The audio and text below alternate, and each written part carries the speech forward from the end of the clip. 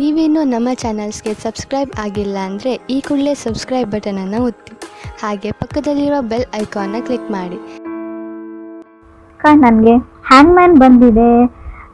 ನೀವೇನು ಲೈಫಲ್ಲಿ ಯಾವುದಕ್ಕೂ ಒಂದು ಸೊಲ್ಯೂಷನ್ನ ಹುಡ್ಕೊಳ್ಳೋಕ್ಕೆ ಟ್ರೈ ಮಾಡ್ತಾ ಇದ್ದೀರಾ ಅಂತ ಕಾರ್ಡ್ ಹೇಳುತ್ತೆ. ನೀವು ಅಥವಾ ಅದರ್ ಪರ್ಸನು ಯಾಕೆ ಈ ಥರ ಆಗ್ತಾ ಇದೆ, ಯಾಕೆ ಆ ಥರ ಆಗ್ತಾ ಇದೆ ಅಂತ ಯೋಚನೆ ಮಾಡ್ತಾ ಇದ್ದೀರಾ. ಕಾಂಪ್ರಮೈಸಿಂಗ್ ಯುವರ್ ಸೆಲ್ಫ್ ಅಂತ ಕಾರ್ಡ್ ಹೇಳುತ್ತೆ. ನಿಮಗೆ ತುಂಬ ಬೇರೆಯವರಿಂದ ತುಂಬ ಎಕ್ಸ್ಪೆಕ್ಟೇಷನ್ಸ್ ಇದೆ ಅಂತ ಹೇಳ್ಬೋದು. ಲೈಫಲ್ಲಿ ಯಾವಾಗ ಬೇಜಾರಾಗುತ್ತೆ ಅಂದರೆ ನಮಗೆ ನಮ್ಮನ್ನು ಬಿಟ್ಬಿಟ್ಟು ಬೇರೆಯವ್ರ ಮೇಲೆ ನಾವು ಅವ್ರು ಅದನ್ನು ಮಾಡಲಿ ಅವ್ರು ಇದನ್ನು ಮಾಡಲಿ ಅಂತ ಅಂದ್ಕೊಂಡು ಎಕ್ಸ್ಪೆಕ್ಟೇಷನ್ಸ್ನ ಇಟ್ಕೊಂಡು ಕುಂತಾಗ ತುಂಬ ಬೇಜಾರಾಗುತ್ತೆ. ಆ ಸ್ಟೇಜಲ್ಲಿ ನೀವು ಇದ್ದೀರಾ ಅಂತ ಕಾರ್ಡ್ ಹೇಳ್ತಾ ಇದೆ. ಸೆಕೆಂಡ್ ಕಾರ್ಡ್ ನನಗೆ ಏಸ್ ಆಫ್ ಕಪ್ಸ್ ಬಂದಿದೆ.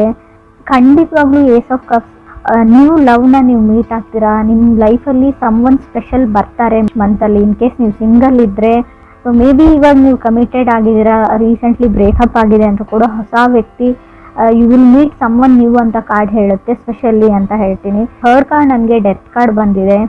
ಮೇ ಬಿ ನಿಮ್ಮ ಒಳಗೆ ನಿಮ್ಮನ್ನು ಯಾವುದೋ ಒಂದು ವಿಷಯ ನಿಮ್ಮನ್ನು ನಿಧಾನವಾಗಿ ನಿಮ್ಮನ್ನು ಕಿಲ್ಲಿಂಗ್ ಯು ಅಂತ ಹೇಳುತ್ತೆ. ನಿಧಾನವಾಗಿ ನಿಮ್ಮನ್ನು ಸಾಯಿಸ್ತಾ ಇದೆ ಒಳಗೊಳಗೆ ಅಂತ ಹೇಳ್ಬೋದು.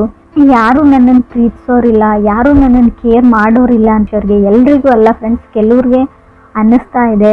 ಡೆತ್ ಕಾರ್ಡ್ ಬಂದಿದೆ. ಗಿವಿಂಗ್ ಅಪ್ ಅಂತ ಹೇಳುತ್ತೆ. ನೀವು ಲೈಫ್ನ ಗಿವ್ ಅಪ್ ಮಾಡಬೇಕು ಅಂತ ಕೆಲವರು ಅಂದ್ಕೊಂಡ್ರೆ ಖಂಡಿತವಾಗ್ಲೂ ಆ ನಿರ್ಧಾರನ ತಗೊಳ್ಬೇಡಿ ಅಂತ ಹೇಳ್ತೀನಿ. ನೀವು ಅಂದ್ಕೊಳ್ಳೋಕ್ಕಾಗದೇ ಇರೋವಂಥ ಸಮ್ಮನ್ ಸ್ಪೆಷಲ್ ತುಂಬ ಒಳ್ಳೆ ವ್ಯಕ್ತಿ ನಿಮ್ಮ ಲೈಫಲ್ಲಿ ಬರ್ತಾರೆ ಅಂತ ಕಾರ್ಡ್ ಹೇಳ್ತಾ ಇದೆ. ಫೋರ್ತ್ ಕಾರ್ಡ್ ನನಗೆ ಕಿಂಗ್ ಆಫ್ ವಾಂಡ್ಸ್ ಬಂದಿದೆ. ಯಂಗರ್ ಪರ್ಸನ್ ಫೈರ್ ಸೈನ್ನ ರೀಪ್ರೆಸೆಂಟ್ ಮಾಡ್ತಾರೆ.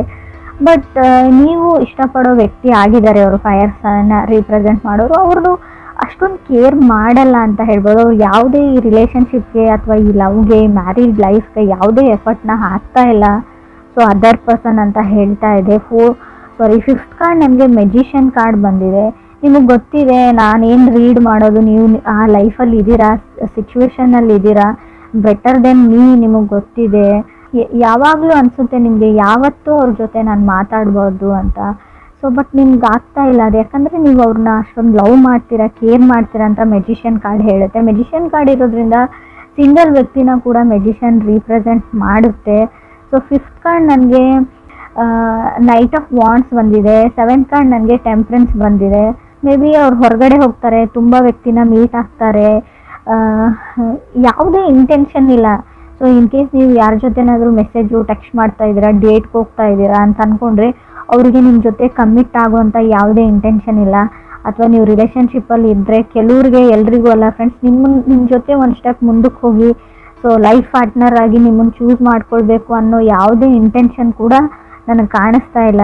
ಸೊ ರೀಡಿಂಗಲ್ಲಿ ಎಲ್ರಿಗೂ ಅಲ್ಲ ಫ್ರೆಂಡ್ಸ್, ಕೆಲವ್ರಿಗೆ ಗೊತ್ತಾಗುತ್ತೆ ನಾನು ಯಾರ ಬಗ್ಗೆ ಹೇಳ್ತಾ ಇದ್ದೀನಿ ಅಂತ, ರೆಸೊನೇಟ್ ಆಗೋರಿಗೆ. ಸೊ ನೀವು ಯಾರೋ ಒಬ್ಬ ಸೀರಿಯಸ್ನೆಸ್ ಇಲ್ಲದೆ ಇರೋವಂಥ ವ್ಯಕ್ತಿ, ಲೈಫ್ ಬಗ್ಗೆ ಯಾವುದೇ ಇಂಟೆನ್ಷನ್ ಗೋಲ್ ಇಲ್ಲದೆ ಇರೋವಂಥ ವ್ಯಕ್ತಿ ಜೊತೆ ನೀವು ಕಮಿಟ್ಮೆಂಟ್ಗೆ ವೇಟ್ ಮಾಡ್ತಾ ಇದ್ದೀರಾ ಅಂತ ಕಾರ್ಡ್ ಹೇಳ್ತಾ ಇದೆ. ಏಯ್ಟ್ ಕಾರ್ಡ್ ನನಗೆ ಕ್ವೀನ್ ಆಫ್ ಕಪ್ಸ್ ಬಂದಿದೆ. ಸೊ ಏನು ಮಾಡೋದು, ನಿಮ್ಗೆ ಅವ್ರ ಮೇಲೆ ತುಂಬ ಫೀಲಿಂಗ್ಸ್ ಇದೆ ಅಂತ ನೀವು ಹೇಳ್ಬೋದು ಕೆಲವರು. ನೈನ್ತ್ ಕಾರ್ಡ್ ನನಗೆ 10 ಆಫ್ ವಾಂಡ್ಸ್ ಬಂದಿದೆ.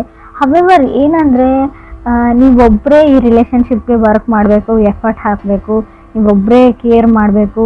ಸೊ ಎಲ್ಲ ಸಫರಿಂಗ್ನ ಅನುಭವಿಸ್ಬೇಕು ಅವ್ರು. ಯಾಕಂದರೆ ನಿಮ್ಮ ಥರನೇ ಬೇರೆಯವ್ರ ಜೊತೆ ಕಮ್ಯುನಿಕೇಟ್ ಮಾಡ್ತಾರೆ, ನಿಮ್ಮ ಹತ್ರ ಹೇಗೆ ಬಿಹೇವ್ ಮಾಡ್ತಾರೆ, ಸೊ ಹಾಗೆ ತುಂಬ ಜನಗಳ ಜೊತೆ ಅವ್ರು ಬಿಹೇವ್ ಮಾಡ್ತಾರೆ.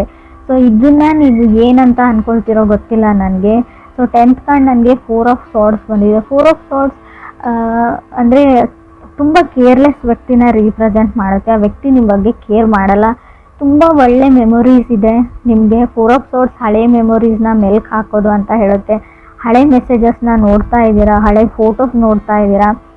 ಬಟ್ ಏನು ಅಂದರೆ ಮೇ ಬಿ ಇನ್ ಕೇಸ್ ನಿಮ್ಮದು ಬ್ರೇಕಪ್ ಆಗಿದೆ, ಗೋಸ್ಟೆಡ್ ಫೀಲಿಂಗ್, ಅವ್ರು ನಿಮ್ಮ ಜೊತೆ ಮಾತಾಡ್ತಾ ಇಲ್ಲ, ಕಮ್ಯುನಿಕೇಷನ್ ಸ್ಟಾಪ್ ಮಾಡಿದ್ದಾರೆ ಅಂದರೆ ಅದ್ರ ಬಗ್ಗೆನೇ ಯೋಚನೆ ಮಾಡಿ ನೀವು ನಿದ್ದೆ ಮಾಡ್ತಾ ಇಲ್ಲ, ನಿದ್ದೆ ಬರ್ತಾ ಇಲ್ಲ ಅಂತ ಕಾರ್ಡ್ ಹೇಳ್ತಾ ಇದೆ. 11th ಕಾರ್ಡ್ ನನಗೆ 10 ಆಫ್ ಕಪ್ಸ್ ಬಂದಿದೆ.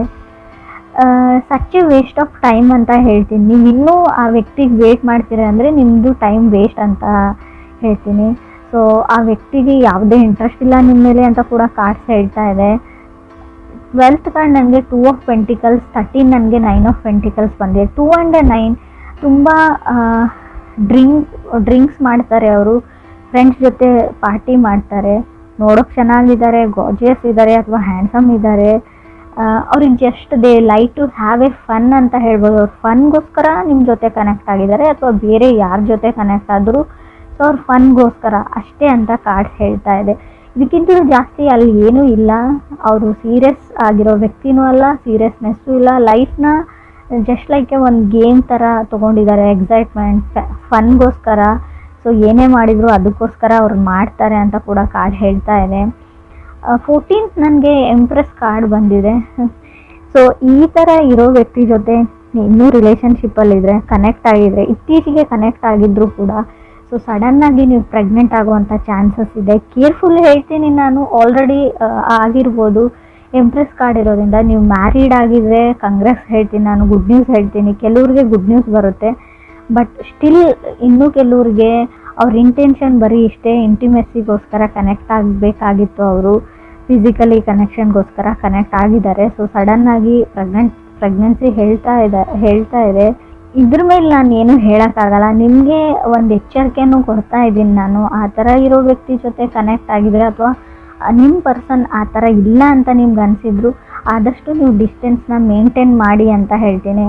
ಸೊ ಅದು ಒಂದು ಇಂಟೆನ್ಷನ್ ಅವ್ರದ್ದು ಏನಾದರೂ ಫುಲ್ಫಿಲ್ ಆಯಿತು ಅಂದರೆ ಮತ್ತೆ ಅವ್ರು ನಿಮ್ಮ ಕಡೆ ನೋಡೋ ಚಾನ್ಸು ಇಲ್ಲ, ನಿಮ್ಮ ಕಾಲು ಪಿಕ್ ಮಾಡಲ್ಲ, ಮೆಸೇಜ್ಗೂ ರೆಸ್ಪಾನ್ಸ್ ಮಾಡಲ್ಲ ಅಂತ ನಾನು ಹೇಳ್ತಾ ಇದ್ದೀನಿ.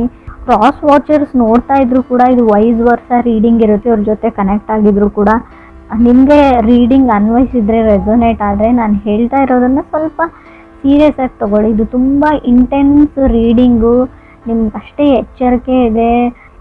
ಮುಂದೆ ಕೆಲವ್ರಿಗೆ ಆಗೋಗಿರೋದನ್ನು ನಾನು ತಡೆಯೋಕ್ಕಾಗಲ್ಲ. ಮುಂದೆ ಆಗ್ತಾ ಇರೋ ಅನಾಹುತದ ಬಗ್ಗೆ ಕೂಡ ನಾನು ನಿಮಗೆ ಒಂದು ಹಿಂಟ್ ಥರ ಕೊಟ್ಟಿದ್ದೀನಿ. ಹಿಂಟ್ ಅಂತಲೂ ಹೇಳೋಕ್ಕಾಗಲ್ಲ, ಸೊ ಗ್ಯಾರಂಟಿಯಾಗಿ ಹೇಳ್ತಾ ಇದ್ದೀನಿ ನಾನು.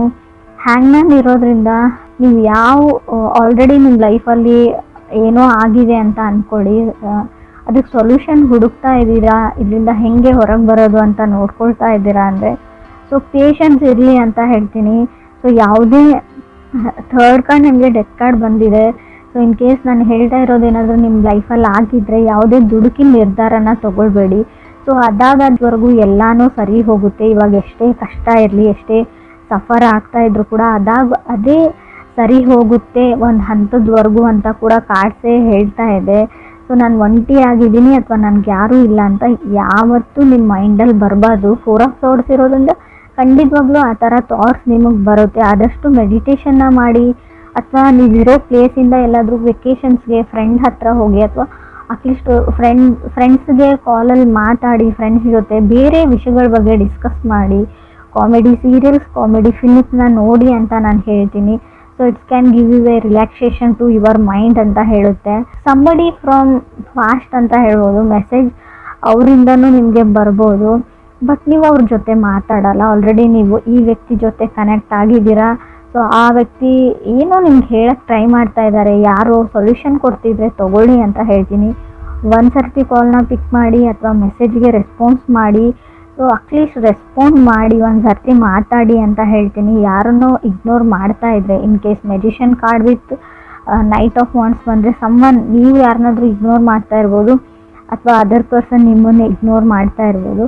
ಸೊ ಯಾರು ಮೆಸೇಜ್ ಮಾಡ್ತಾ ಇರ್ತಾರೆ, ಕಾಲ್ ಮಾಡ್ತಾ ಇರ್ತಾರೆ, ಸೊ ಅವ್ರಿಗೆ ಗೊತ್ತಿರುತ್ತೆ ಒಂದು ಸರ್ತಿ ಆದರೂ ನಾನು ಕಾಲ್ ಪಿಕ್ ಆಗಲಿ ಅಥವಾ ನನ್ನ ಮೆಸೇಜ್ಗೆ ರೆಸ್ಪಾನ್ಸ್ ಬರಲಿ ಅಂತ ಈಗರ್ಲಿ ವೆಯ್ಟ್ ಮಾಡ್ತಾ ಇದ್ದಾರೆ ಅವರು.